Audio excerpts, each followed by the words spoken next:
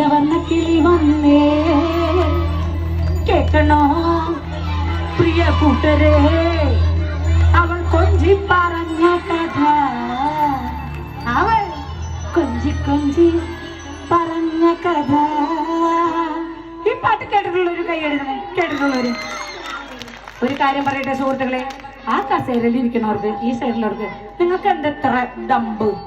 ഒന്ന് കൈയടിച്ച് ഒന്ന് ചിരിച്ചേ നോക്കട്ടെ. എന്തൊരു ഭംഗി നിങ്ങളുടെ ചിരി കാണാൻ. അങ്ങനെ ചിരിച്ച് കൈയടിച്ചാണ് കൂടിയ പോവാ.